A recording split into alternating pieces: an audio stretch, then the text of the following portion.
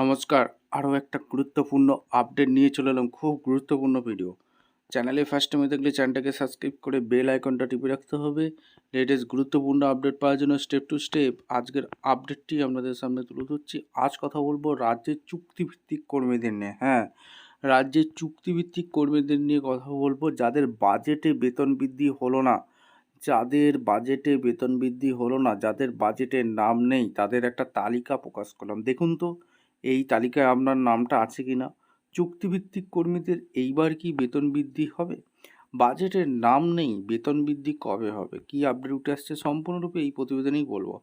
তার জন্য ভিডিওটা মনোযোগ দিয়ে দেখতে হবে, জানতে হবে, বুঝতে হবে এবং আমাদের চ্যানেলে ফার্স্ট টাইম দেখলে চ্যানেলটাকে সাবস্ক্রাইব করে বেল আইকনটা টিপে রাখতে হবে লেটেস্ট গুরুত্বপূর্ণ আপডেট পাওয়ার জন্য। স্টেপ টু স্টেপ আজকের আপডেটটি আপনাদের সামনে তুলে ধরছি।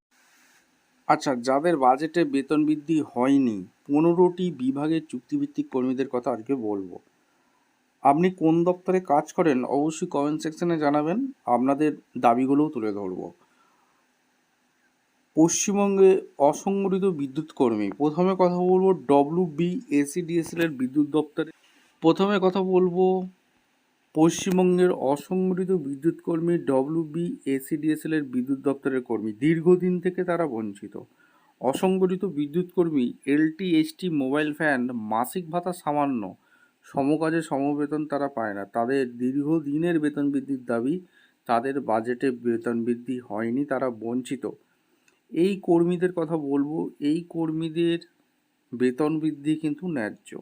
আচ্ছা, CHA community health assistant, ANM, second ANM, CHA স্বাস্থ্যসেবা পৌঁছে দেয় এরা বাড়ি বাড়ি।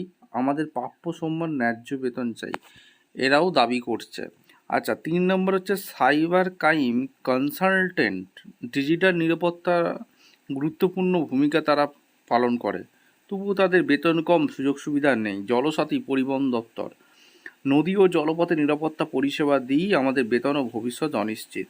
ভেসেল কর্মী, অন্যান্য পরিবহন কর্মী, কঠোর পরিশ্রমে সচল রাখি পরিবহন ব্যবস্থা। পৌরসভা কর্মী, শহরকে পরিচ্ছন্ন সুন্দর রাখি আমরা, স্থায়ীকরণ, উন্নত বেতন চাই। গেস্ট টিচার, উচ্চ মাধ্যমিক স্তর, ভবিষ্যৎ গড়ার কারিগর আমরা, সম্মানজনক বেতন, স্থায়ী নিয়োগ চাই।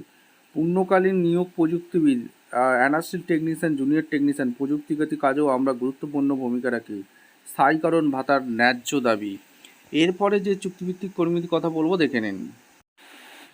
এরপরে যেটা কথা বলবো, SBSTC পরিবহন দপ্তরে যারা কাজ করে, DO, LDF, fuel clerk, store department ইত্যাদি, প্রায় 200 জনের বেশি, তাদের বেতন বৃদ্ধি হয়নি।